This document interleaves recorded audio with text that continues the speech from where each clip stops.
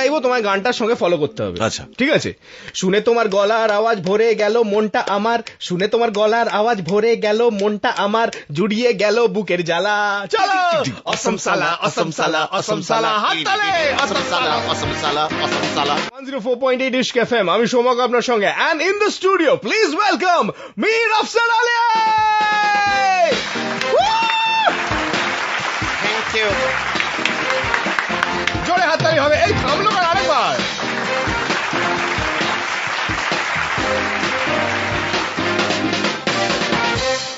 Sir এসো এসো এসো এসো, একটু জড়িয়ে ধরি একে অপরকে। আমরা ছোট্ট একটা হাগি করে নিলাম। হাগি শুধু শুধু সিঙ্গেল সিঙ্গেল হাগিজ নয় না। যাকে 104.8 Ishq FM, good morning, and as promised Mir Afzal Ali and team গপমিরে ঠেক। গোধূলি আছে, গোধূলি কথা বলবে না, শুধু সাইন ল্যাঙ্গুয়েজে কথা বলবে, কেন আমি জানি না, বাট টিম গপমিরে ঠেক is here in the studios of 104.8 Ishq FM. একটাই প্রশ্ন, যে তুমি প্রায় 1.5 বছর পরে you are entering a radio studio, কি মনে হচ্ছে? How do you feel? And you are not in the centre chair. মানে একটা সময় ছিল, আজ থেকে প্রায় বছর 7-8 আগে, যখন এই কনসোলের সামনের চেয়ারটায় তুমি বসতে, আমি পাশে বসতাম একটা খাতা নিয়ে, নোটস নিতাম, যে এটা ক্যাপ্টেন তুমি এটা কি বললে, এটা কেন বললে, এটা এইভাবে কেন করলে। আজকে somehow the tables have turned. আমার অদ্ভুত লাগছে নিজেকে, যে I am actually in the main seat আর তুমি আমার পাশে অ্যাজ এ গেস্ট। আমার অদ্ভুত লাগছে, তোমার কতটা অদ্ভুত লাগছে?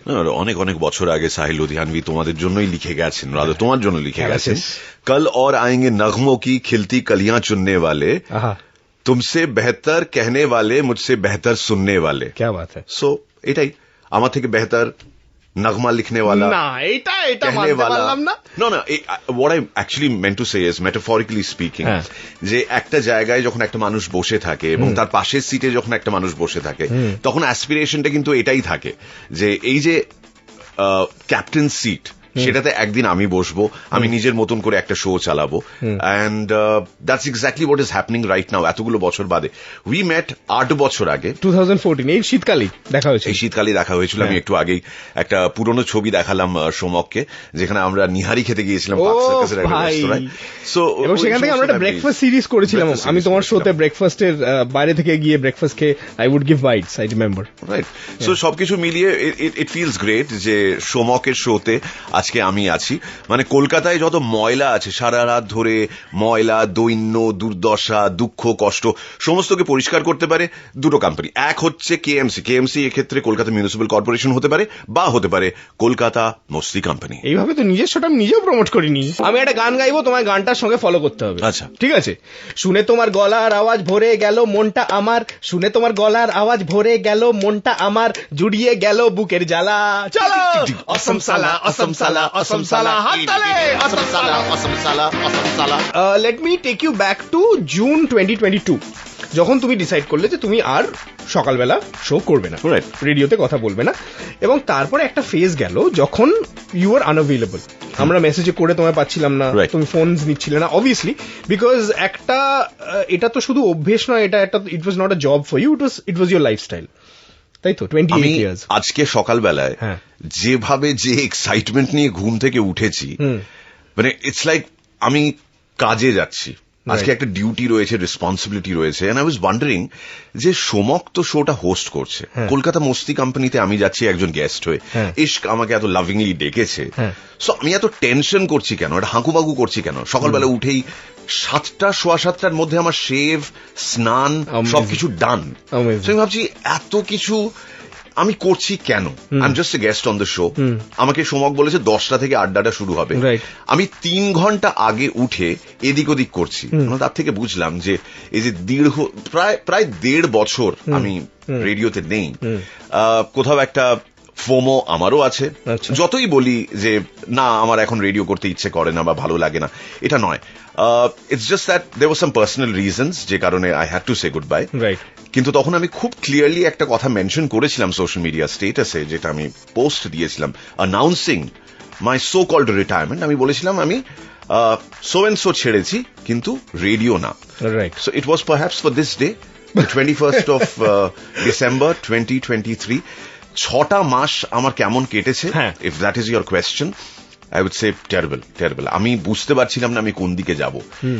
এটা অনেকটা না ওই অনেক রাত্রিরে একটা নাইট সার্ভিস বাস যায়, সেটা তোমাকে গ্রামের রাস্তায় নামিয়েছে, সেই গ্রামটায় তুমি কোনোদিন যাওনি, এবার সেই গ্রামটাতে তুমি চারিদিকে ডিরেকশনস দেখছো, এদিকে গেলে তেঁতুলতলা, ওদিকে গেলে শিমুলতলা, ওদিকে গেলে বকুলতলা, আর তার তলায় তুমি দাঁড়িয়ে আছো, আর তখন রাস্তা জনমানবহীন, কেউ তোমাকে বলতে পারছে না যে তুমি কোন দিকে যাবে। ওই 6টা মাস আমার কাছে একদম ওই ট্রাভেলারের মতন, যে ওই নাইট সার্ভিস বাস থেকে নেমেছিল ওই তলায়। 104.8 ইশক এফএম, আমি সোমক আপনার সঙ্গে। আজকে কলকাতা মস্তি কোম্পানি এক্সট্রা স্পেশাল, সোমকের সঙ্গে captain Mir, and we are talking about এই যে রেডিও ছাড়লো ক্যাপ্টেন, তারপরে কি হলো।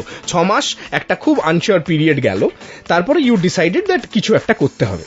হ্যাঁ, মানে আমরা আর্টিস্টরা সে যে ফিল্ডেই কাজ করি না কেন, we like buffet spreads, you know, like অনেক লাঞ্চ ছড়িয়ে দেওয়া হয়েছে, ডিনার ছড়িয়ে দেওয়া হয়েছে, কোথাও স্যালাড আছে, কোথাও রুটি আছে, কোথাও রুটি আছে, কোথাও ভাত আছে, পোলাও আছে, হ্যান ত্যান রয়েছে।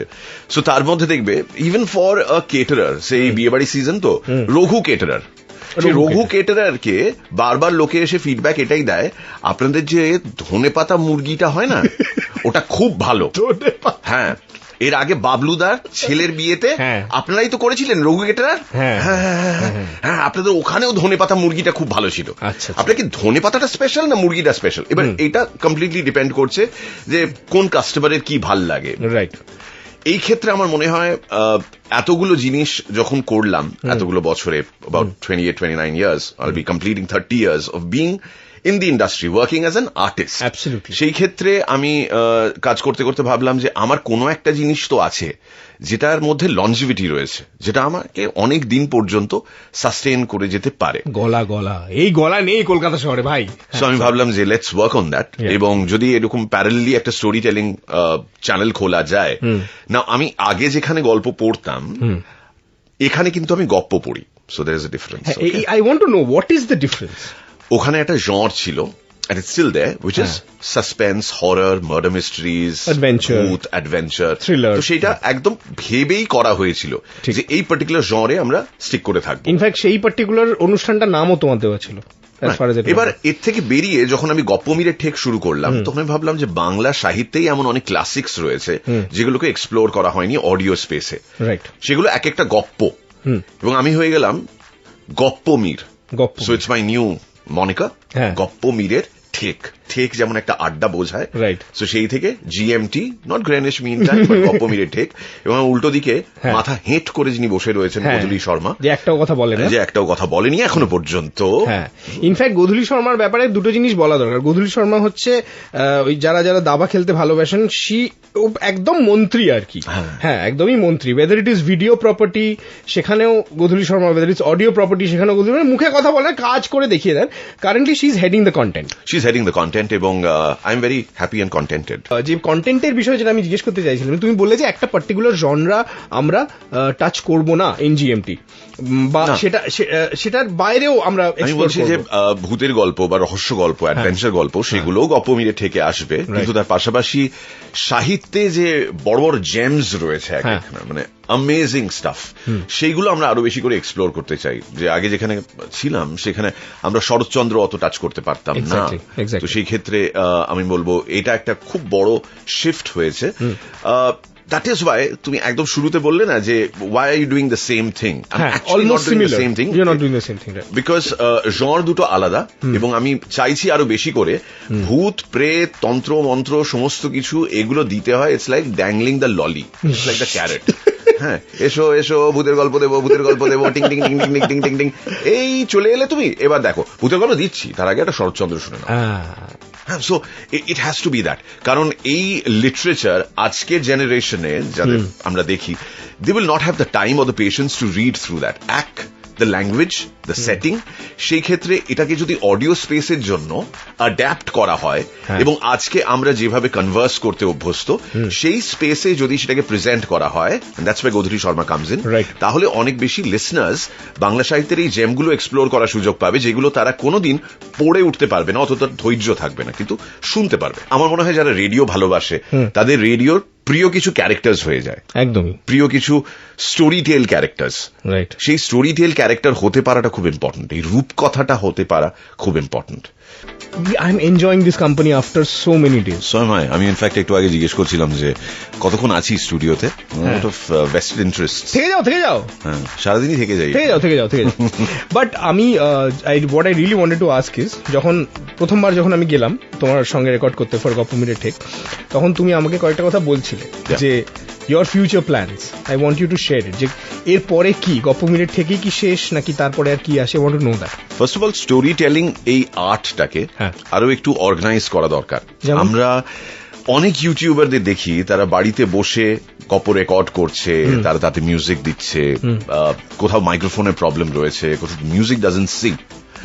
এই ক্ষেত্রে আমার মনে হয় there needs to be a little bit of more organized effort। এবং আমি একটা গল্প অন্য কোনো চ্যানেলে শুনলাম, and I'm not talking about the big daddies here, I'm talking about people who are just about making a start. তারা যে নিজের মতন করে এই একই জিনিস করছে, তারা কিছু কিছু গল্প যেগুলো এই মুহূর্তে হয়তো কপিরাইট ফ্রি, গপ্প থ্যাংক ইউ। সো যে গপ্পগুলো এই মুহূর্তে কপিরাইট ফ্রি, সেগুলোকে নিয়ে তারা অডিও স্টোরির রূপ দিচ্ছে। কিছু বেসিক জিনিস তাদের মাথায় রাখতে হবে, এগুলো তাদেরকে জানানো দরকার। আমি যদি ওটা শুনে এটা গু হয়েছে বলে দিই, it doesn't solve the problem. We are all here. আজকে রিলেশনশিপটাই একটা কোল্যাব রিলেশনশিপ। অ্যাবসলিউটলি। আমি কিছু একটা ইনস্টাতে পোস্ট করলে বা এফবি তে পোস্ট করলে, I would like someone to accept a collab request, যেমন আমরা করছি। Right. So let's just do a collab. আমরা ক্রিটিসাইজই করতে থাকি, we do not have critical appreciation. So this is something which I recently learned, I'll tell you about that experience later in private. কিন্তু critical অ্যাপ্রিসিয়েশনটা খুব দরকার।